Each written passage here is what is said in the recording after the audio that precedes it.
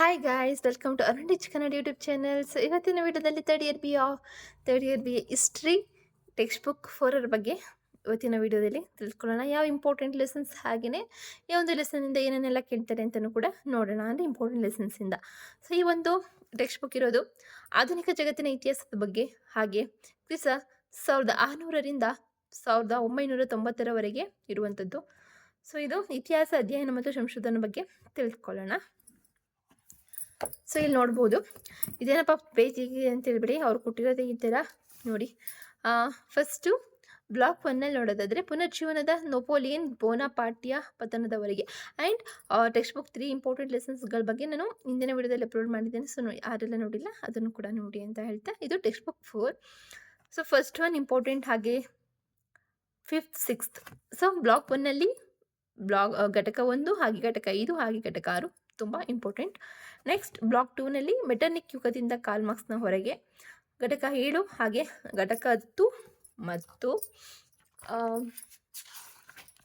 ಘಟಕ 12 ಇಂಪಾರ್ಟೆಂಟ್ ಆಗಿರುತ್ತೆ. ಹಾಗೆ ಬ್ಲಾಕ್ 3ನಲ್ಲಿ ಏಕೀಕರಣ ಚಳವಳಿಗಳಿಂದ ಸಂಯುಕ್ತ ರಾಷ್ಟ್ರ ಸಂಘದವರೆಗೆ, ಇಲ್ಲಿ ಘಟಕ 13, ಹಾಗೆ ಘಟಕ 14, ಹಾಗೆ ಘಟಕ 17 ತುಂಬ ಇಂಪಾರ್ಟೆಂಟ್.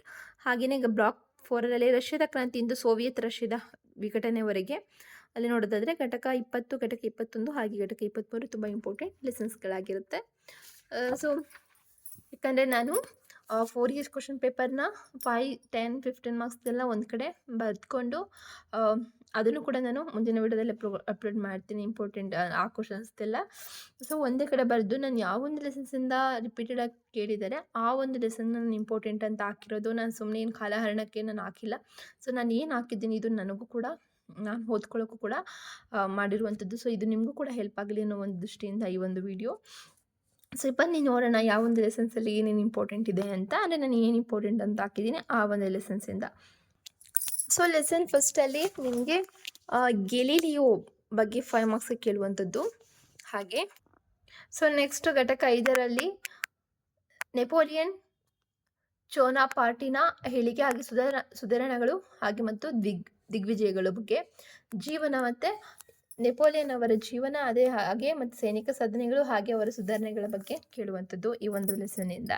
ಸೊ ಚೆನ್ನಾಗಿ ಓದ್ಕೊಳ್ಳಿ. ಸೊ ನೆಕ್ಸ್ಟ್ ಘಟಕ 6ರಲ್ಲಿ ನಿಮಗೆ ನಾನು ಮಾರ್ಕ್ ಮಾಡಿಲ್ಲ, ಒಟ್ಟಿನಲ್ಲಿ ಈ ಲೆಸನ್ ಇಂಪಾರ್ಟೆಂಟ್ ಇರುತ್ತೆ. ಸೊ ಓದ್ಕೊಳ್ಳಿ ಅಷ್ಟೇ. ಸೊ ಘಟಕ 14ರಲ್ಲಿ ಬಿಸ್ಮಾರ್ಕ್ನ ಪ್ರವರ್ಧಮಾನ ಸಾಧನೆಗಳ ಬಗ್ಗೆ ಕೇಳಿರುವಂಥದ್ದು. ಸೊ ನಾನು ಅಷ್ಟೇ ಏನು ಇಂಪಾರ್ಟೆಂಟ್ ಅಂತ ಹಾಕಿದ್ದೀನಿ. ಸೊ ಆ ಲೆಸನ್ಸಿಂದ ನೀವು ಓದ್ಕೊಂಡ್ರೆ ಯು ಗೆಟ್ ಗುಡ್ ಮಾರ್ಕ್ಸ್ ಅಂತ ಹೇಳ್ತಾ, ಸೊ ನಾನು ಏನು ಅಂದರೆ ಇಂಪಾರ್ಟೆಂಟ್ ಲೆಸನ್ ಅಂತ ಏನಾಗಿದೆ ಅದರಿಂದ ನಾನು ಜಾಸ್ತಿ ಏನು ಮಾರ್ಕ್ ಏನು ಮಾಡೋಕ್ಕೆ ಹೋಗಿಲ್ಲ, ಜಸ್ಟ್ ಇಂಪಾರ್ಟೆಂಟ್ ಲೆಸನ್ಸ್ ಅಂತ ಹಾಕಿದ್ದೀನಿ. ಸೊ ನಾನು ಏನು ಮಾರ್ಕ್ ಮಾಡಿದ್ದೀನಿ ಅದನ್ನು ನಿಮ್ಗೆ ತೋರಿಸಿದ್ದೀನಿ.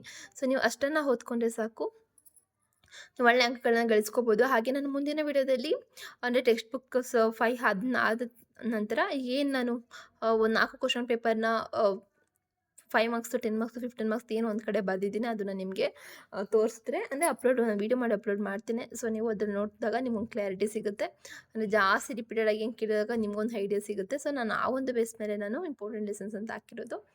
ಸೊ ನೀವು ಇಷ್ಟನ್ನು ಹೊತ್ಕೊಂಡು ಸಾಕು, ಒಳ್ಳೆ ಅಂಕಗಳನ್ನ ಗಳಿಸ್ತೀರಾ ಅಂತ ಹೇಳ್ತೆ. Thank you for watching my video. ಹಾಗೆ ಇಷ್ಟ ಲೈಕ್ ಮಾಡಿ, ಹಾಗೆ ನಿಮ್ಮ ಅನಿಸಿಕೆಗಳನ್ನ ಕಮೆಂಟ್ ಮೂಲಕ ತಿಳಿಸಿ, ಹಾಗೆ ನಿಮ್ಮ ಫ್ರೆಂಡ್ಸ್ಗಳಿಗೂ ಕೂಡ ಶೇರ್ ಮಾಡಿ ಅಂತ ಹೇಳ್ತಾ, so see you the next video. ಹಾಗೆಯೇ ಸಬ್ಸ್ಕ್ರೈಬ್ ಮಾಡಿ, ಹಾಗೆ ಪಕ್ಕದಲ್ಲಿರೋ ಬೆಲ್ ಐಕಾನ್ನ ಕ್ಲಿಕ್ ಮಾಡಿ, ಆಲ್ ನೋಟಿಫಿಕೇಷನ್ ಕ್ಲಿಕ್ ಮಾಡೋದು ನೀವು ಹೆಚ್ಚಿನ ವೀಡಿಯೋಸ್ಗಳನ್ನ ನೀವು ಮೊದಲೇ ನೋಡಬಹುದು. ನಿಮ್ಮ ನೋಟಿಫಿಕೇಷನ್ ಬರುತ್ತೆ ನಾನು ಏನೋ ಒಂದು ವೀಡಿಯೋಸ್ ಅಪ್ಲೋಡ್ ಮಾಡಿದಾಗ ಅಂತ ಹೇಳ್ತಾ, so see you the next video. Bye, take care.